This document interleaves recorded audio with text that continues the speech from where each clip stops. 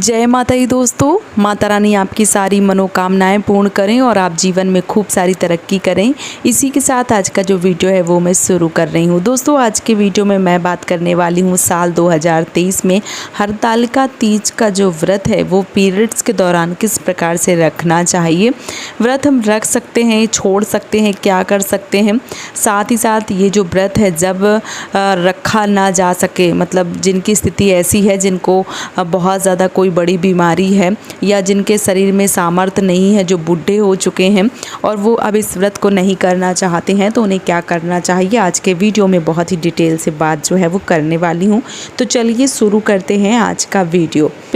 सबसे पहले मैं बात करूंगी कि जो माताएं बहनें वृद्ध हो चुकी हैं, जो व्रत नहीं कर सकती हैं या जिनकी ऐसी सिचुएशन है कि इनके शरीर में मान लीजिए कि क्षमता ही नहीं है व्रत रखने की, तो ऐसे लोगों को क्या करना चाहिए। तो देखिए, जैसे बहुत ज़्यादा जो लोग बुजुर्ग हो गए हैं, हरतालिका तीज का व्रत ऐसा होता है कि एक बार अगर उठा लिया जाए तो शरीर में जब तक प्राण रहते हैं तब तक इस व्रत को करना चाहिए। छोड़ा नहीं जाता है, छोड़ा जाने पे बहुत बड़ा पाप लगता है, इसलिए नहीं छोड़ना चाहिए। तभी मैं अपने कई सारे वीडियो में बता चुकी हूँ और मैं फिर से बता रही हूँ कि हरतालिका तीज ऐसा व्रत है जिसको आप एक तरीके से ऐसे ना लेवें कि पता चले अगल बगल वाली ने इस व्रत को रखा है तो हम भी उसी के देखे दूने पे कर लें। या बहुत सारे लोगों को ऐसा लगता है कि जब हरतालिका तीज व्रत आता है तो नई साड़ी, नई ज्वेलरी, नई गहने जो हैं वो दिलाए देते हैं हस्बैंड, तो हम इस व्रत को इसीलिए कर लें। तो कृपया इस तरीके से इस व्रत की अवहेलना ना करें, इस तरीके से व्रत को ना करें।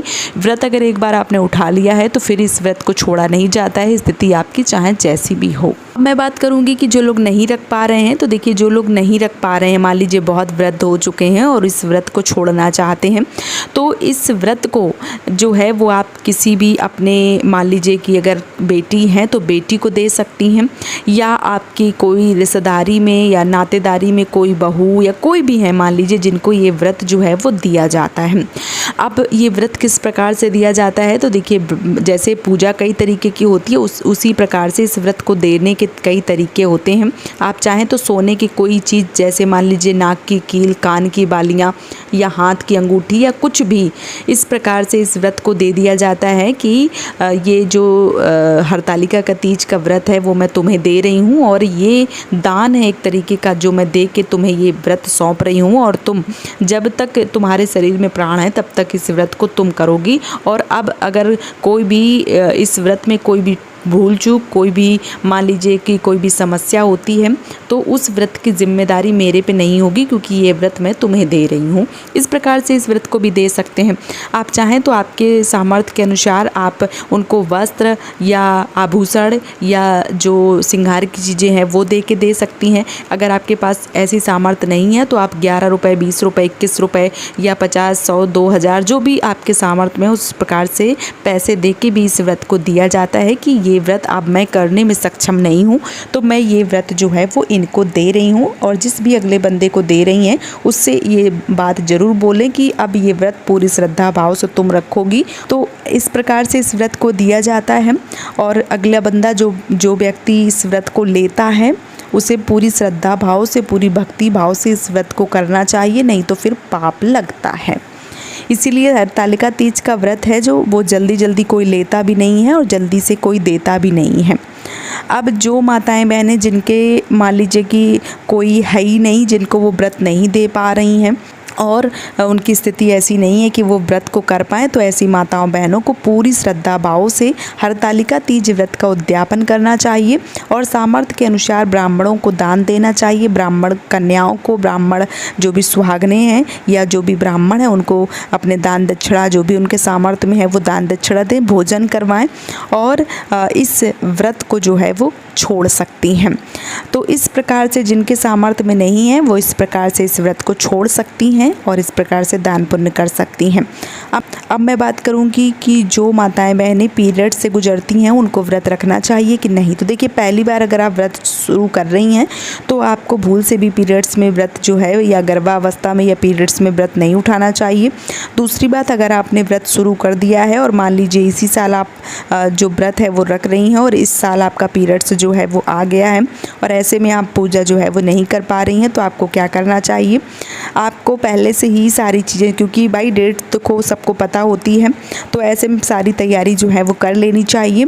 और जब पूजा का दिन आता है तो व्रत रखना चाहिए, दूर से बैठ के कथा सुन लेनी चाहिए और जो भी पूजा पाठ है वो घर में जो भी आपके बड़े हैं, मान लीजिए आपकी सास, देवरानी, जेठानी या आपके कोई भी रिश्तेदार या आपके कोई भी अगल बगल में जो भी पड़ोसी हैं, उनसे अपने नाम की पूजा करवा लीजिए, दूर बैठ के कथा सुन लीजिए और व्रत जो है वो आपको रखना ही है, व्रत नहीं छोड़ना है, क्योंकि व्रत जो है वो नहीं छोड़ा जाता है। व्रत पूरी भक्ति भाव से, पूरे श्रद्धा भाव से किया जाता है। बहुत सारी माताओं बहनों के मन में ये प्रश्न आएगा कि हमारे अगल बगल पड़ोसी से हमारी बनती नहीं है, सास ससुर के पास हम रहते नहीं हैं, कोई भी रिश्तेदार हमारे यहाँ आता नहीं है, अब हमें पूजा जो है वो किस प्रकार से करनी चाहिए। ऐसी स्थिति में आप अपने हस्बैंड से पूजा जो है वो करवा सकती हैं। व्रत आपको रखना है, कथा जो है वो भी आपको सुननी है, बस जो पूजा है वो आप अपने पति के हाथों से भी करवा सकती हैं, कोई दिक्कत कोई परेशानी जो है वो नहीं होगी। इस प्रकार से व्रत जो है वो किया जाता है।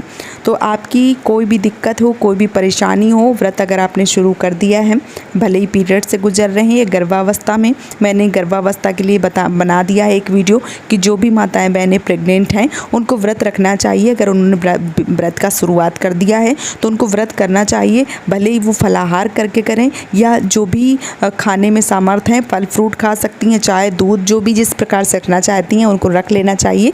व्रत जो है वो नहीं छोड़ना चाहिए। तो व्रत अगर आप करना चाहती हैं पूरे श्रद्धा भाव से तो ही आप इस व्रत को शुरू करें, अन्यथा इस व्रत को शुरू ना करें, क्योंकि एक बार अगर व्रत को शुरू कर दिया जाता है तो व्रत को समाप्त नहीं किया जाता है। और किस प्रकार से करना चाहिए वो भी मैंने इस वीडियो में आपको बता दिया है।